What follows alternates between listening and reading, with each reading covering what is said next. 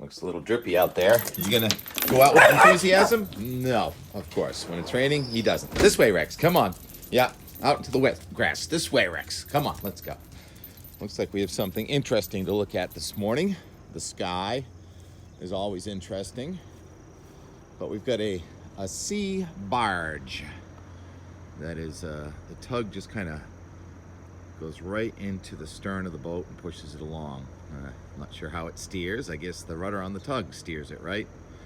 And then you got to back up. Anyhow, we're between weather systems now. Rainfall from last night along the south coast. Wow, it's raining on Cape Cod, I hear. Where'd that come from?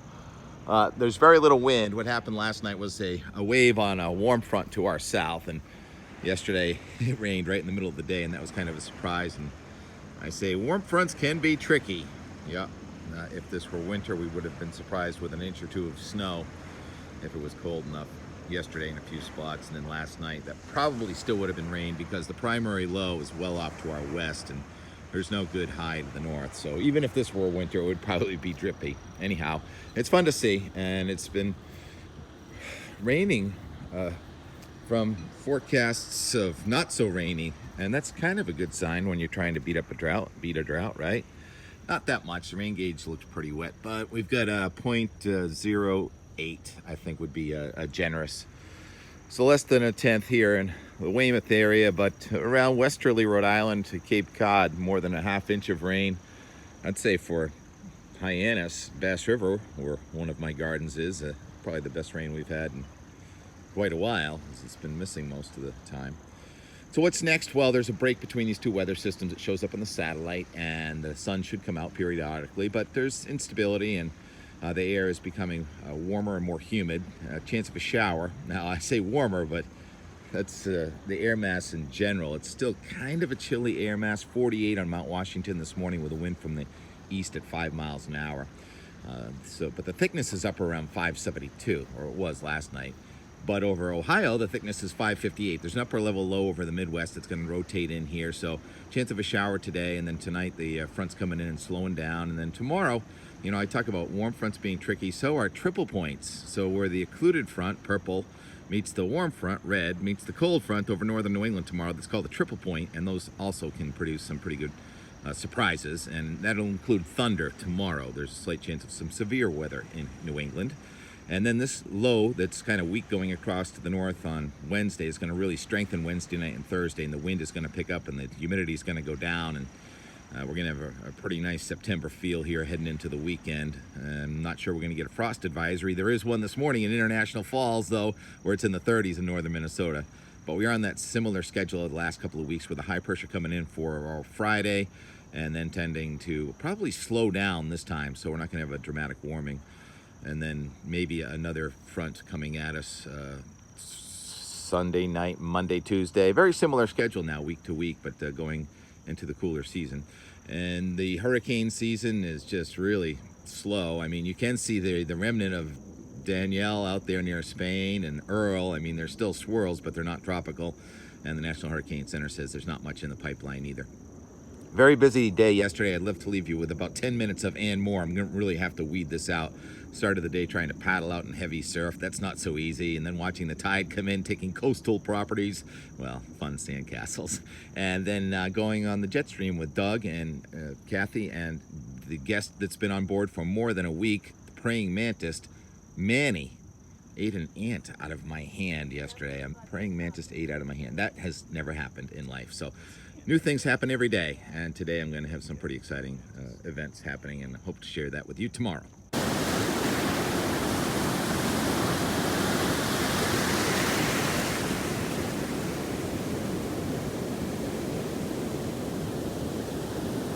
So easy with the car.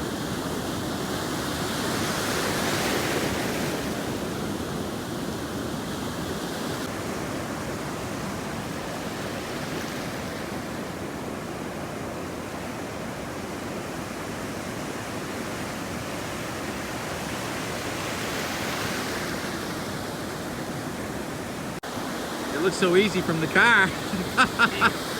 What's your name? Where are you from? Steve from Pembroke. Steve from Pembroke? Yeah. Came all the way up? Yeah. What's Me it and like? my boy Shane are out here. Shane. Yeah. But It's hard getting out, man. It's tough. yeah. Yeah, it's So- nice though when you're out there. Is Shane out there? Yeah, he's out there now. He's getting beat up here and there. We're Awesome. getting pounded by the waves. Good man. I know, it looks so small, but it's powerful. Hey, man. 7 foot 11 seconds. Yeah, yeah. Like you said, we got out of the car though. We're out there. So Yeah, we tried. it's good. We're getting wet. Long day too. It's only 9 Yeah. o'clock in the Hey, morning. it's like 9 in the morning. There he goes. Run, no breakers. Here's Shane. Dad Steve from Pembroke. Can't get out if you don't get out of the car, right? That's what we did. We got out of the car. Looks like there's a window and then it just closes. Yikes. Race.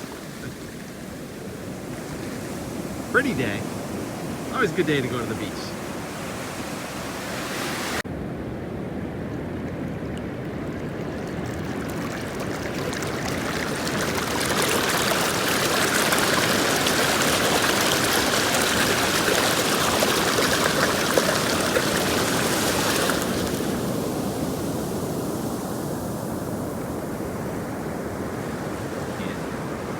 Away. What causes weather? There it is. Tide comes in fast. They started working on that sandcastle, I don't know, about 20 minutes ago, and he had all dug our moat and everything, and then in the last 3 minutes, 2 waves have come up. You gotta keep going higher ground, higher ground. The next wave is always going to be bigger. Well, actually, that's not true. Coming sets at 3. Look how far out the water is right now compared to where it was like 1 second ago. That's what happens with a long period swell. Also makes it very challenging to get out. Great example of what happens when you build on the waterfront. You just gotta keep retreating. Remember, there were 2 castles about a half hour ago, and there was 1. Retreat, retreat, retreat. It's time to retreat. Okay, I'm out. Here comes the next one. Tidal surge.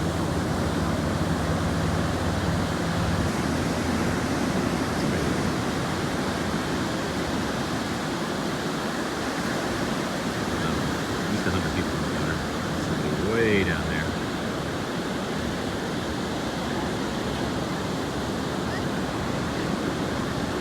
Not the sunniest day, but good crowd. Yeoman effort. I think I got 1 ride.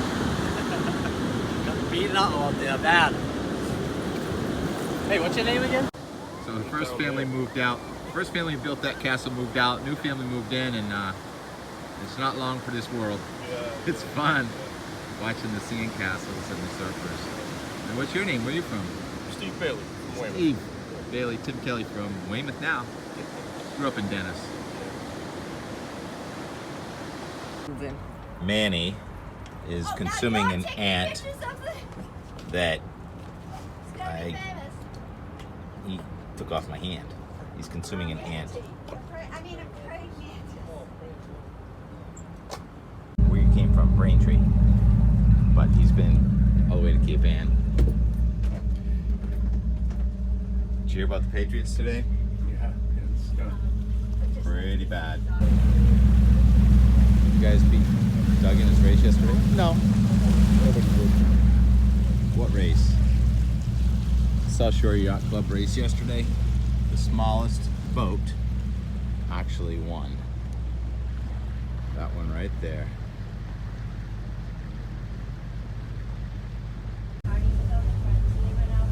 Why not? So how does the smallest boat beat all of the big boats on a light wind day? Gotta be lucky. Lucky. Yeah. Lucky. The harder you work, the luckier you are, right? You gotta be patient. There was things about the wind that you knew. Reading the water. Growing up in your neighborhood, I looked at a lot of water. Your neighborhood. So, Congratulations, Doug. That's awesome. it was fun. It's always fun to do good. Yeah, I saw you guys out here in the channel yesterday. How did the other guys feel about such a small boat going so fast? I didn't feel very good about it. The talk back at the dock was, look at that boat go. If we don't get you, we're not going to do anything. We're not going to win. We're not going to have a chance. And so that's how it played out. So it all started right there. There's the starting line. That was the starting line. I was like, why are these guys racing in the channel? We're out of the channel right now. The channel's like right there. Yeah. So you started right into the channel or south out of the All channel? I started at the edge of the channel. I was right at that buoy. And which way were you going at that point? Theoretically, from there to there. So you went across the channel at the beginning of the race? No. I stayed out of the channel. Oh, you stayed right at the channel, east of the channel? South of the channel. South of the channel. Come on, weather guy. And Grape Island played a special role for you? That's where the wind was. So An unusual wind today. usually it's blocking wind, and it was splitting the wind evenly. Wind was coming right down each shoreline, inside and out. How'd you like all the other boats going by with all the wake? That's why I stay away from the channel. Ah, right. And do you credit a praying mantis for any of this? Manny was very good luck. Manny. Oh, I thought That's Manny. Hanging on. Taking care of business. Helping you guys win races. I got my eye on.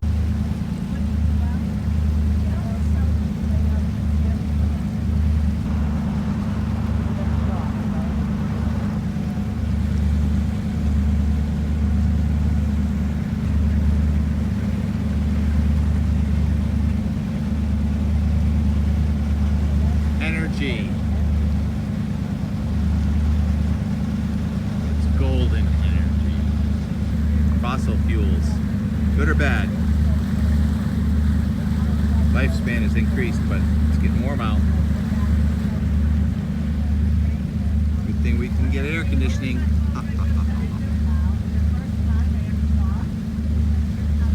It's actually pretty good living close to a power plant because usually you don't run out of power.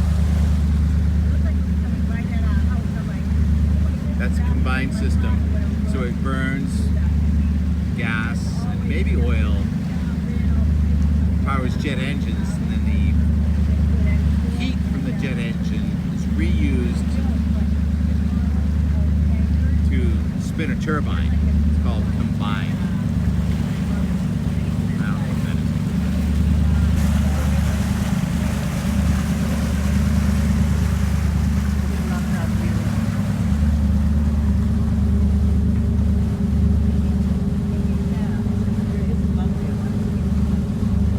Really don't know, but he could contact the yacht club.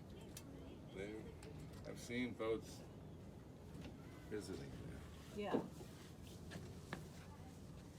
They have a lot of times, depending on where he is, sometimes they reciprocally